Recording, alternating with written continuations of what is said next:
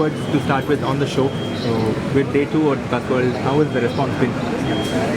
I would say that yes, I was not expecting such a good response. Especially the size of representation that is there from the industry. But then yes, yesterday was very good. Today also, since morning, it's been good. Good footfall, good inquiries, a lot of retail as well as OEM people, dropping in. And so, what's your major aim in participating at the show? I mean, what are you trying to do? See, my major objective in here was basically to touch upon retail sector, because OEM anyhow we are in touch, so this does not give you too much of leverage when you go into the OEM sector. But yes, retail is a sector, and we are focusing as a company on the retail sector. This year is my focus here for the retail segment. So my main objective was to touch upon those people from that segment.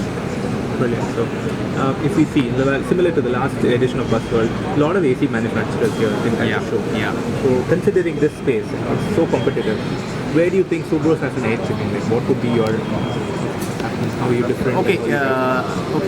Talking of, yes, the number of players, in fact, almost everybody from the AC side is here. But just to add on to that, let me tell you, volume-wise, still I would say we would be the number one player out here in the bus air conditioning segment, and it is primarily because we have a very strong presence in the small bus segment. So 100% we are with force motors, so which is giving us a very good volume. Then the next segment that we are focusing on is the retail segment that I said, which this year we are expecting very good response. We've got very good response from a couple of big players. We have assured business from them. So I feel with this we can expect a very decent market share, and this is all backed with the the Denso support that we have. The technology is coming from there, so that is where my product also has a very good acceptance in the market. One final thing on broadly, how is the future of this segment? Because it's highly potential, and the potential is huge. Yeah. The AC segment. So how do you foresee this segment growing in the next couple of years? Well, let me tell you, it is something similar to what was happening, say some 15 to 20 years back in the car segment. Wherein the AC segment was hardly 10 to 15%, and 80-85% was non-AC car. Something similar situation is there in the bus segment as of today, but gradually this is also going to be more or less 70-80% of air conditioning happening in the bus segment.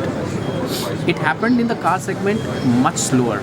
We are expecting this thing to happen much faster in the bus segment, because people are opting for even the short inter as well as intra-city traveling through comfortable bus travel. So this segment definitely is going to grow much faster. And what would Subros target to do there?